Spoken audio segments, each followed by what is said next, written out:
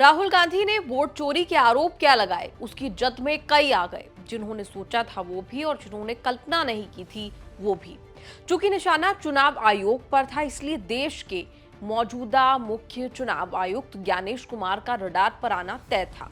जो कल्पना से परे था वो था ज्ञानेश कुमार के पूरे कुनबे का राहुल गांधी के इस एटम बम में फंस जाना। और इसमें सबसे बुरा फंसी उनकी बड़ी बेटी आईएएस मेधा रूपम।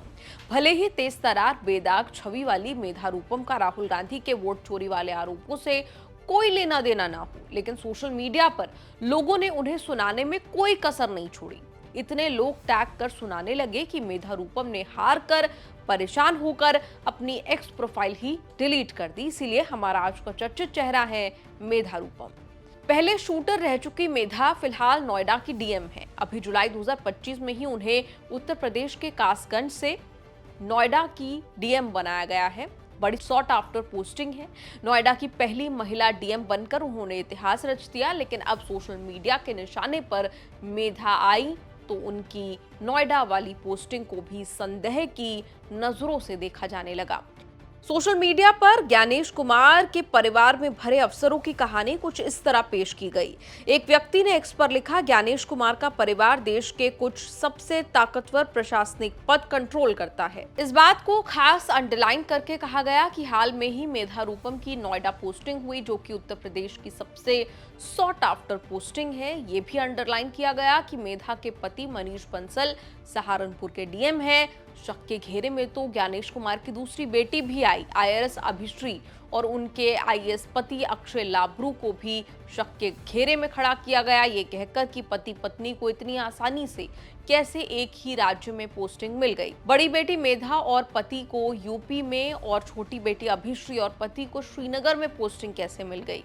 मेधा रूपम के नोएडा डीएम बनने पर तो इतनी टिप्पणी होने लगी कि उन्होंने परेशान होकर अपना एक्स प्रोफाइल डिलीट कर दिया। हालांकि कई लोगों ने ज्ञानेश कुमार के परिवार को घसीटे जाने का विरोध किया। रिटायर्ड आईएएस सूर्य प्रताप सिंह ने कहा कि जब दिक्कत सीईसी से है तो उनकी बेटी और दामाद को क्यों घसीटा जा रहा है। मेधा रूपम और पति मनीष बंसल आउटस्टैंडिंग अधिकारी हैं, जिन्हें उनकी मेहनत और ईमानदारी के लिए जाना जाता है। 1990 में यूपी के आगरा में जन्मी मेधा ऐसे परिवार में बड़ी हुई जहां पब्लिक सर्विस में आना एक करियर चॉइस से ज्यादा जेनेटिक इनहेरिटेंस रहा।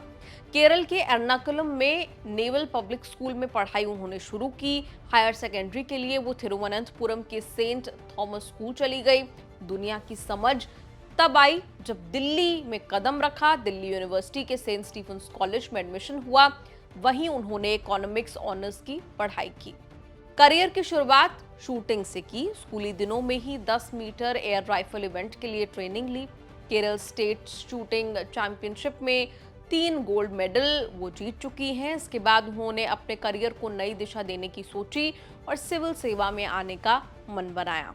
अपने पिता के पद चिन्हों पर चलकर साल 2013 में मेधा ने यूपीएससी का एग्जाम दिया। ऑल इंडिया रैंक 10 पाकर यूपीएससी जैसा टफ एग्जाम क्रैक कर लिया।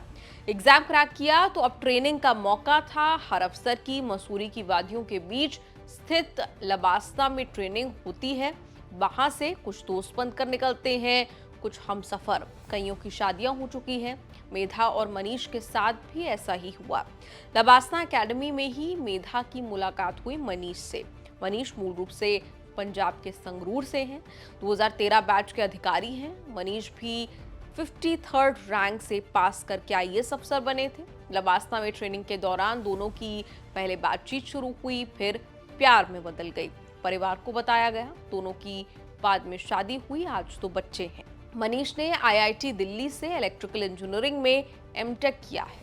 मेधा रूपम मैदान में उतरी तो यूपी के कठिन जिलों से वो निकल जाया करती थी। बरेली और मेरठ से शुरुआत की। जब हापुड़ की डीएम रही तो सिर्फ घोषणाएं नहीं करती रही, बल्कि उनके डीएम रहते आयुष्मान भारत स्कीम फाइलों से निकलकर धरातल पर पहुंची। 1.3 लाख से ज्यादा गोल्डन कार्ड्स लोगों के हाथों में पहुंचे। इम्यूनाइजेशन ड्राइव भी होती थी, तो फोटो खिंचाने वाले कल्चर के लिए नहीं, बल्कि घर घर तक पहुंचने के इरादे से।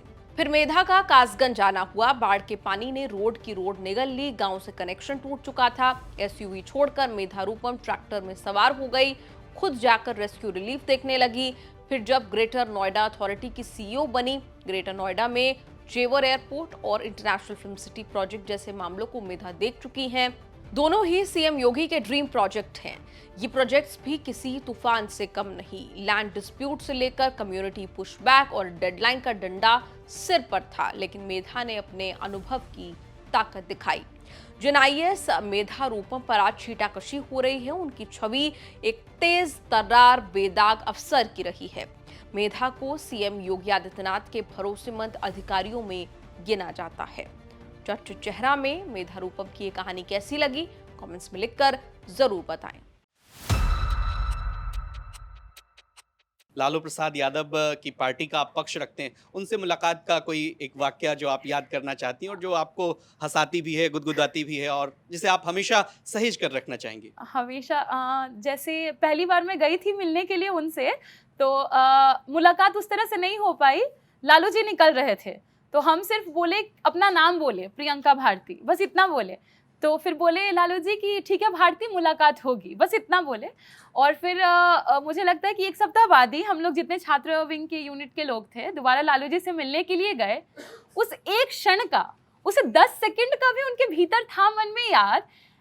और लालू जी पता है क्या किए, अचानक से बात कर रहे थे राबड़ी जी से और फोन पे बोले कि अभी भारती आई हुई है जेएनयू से।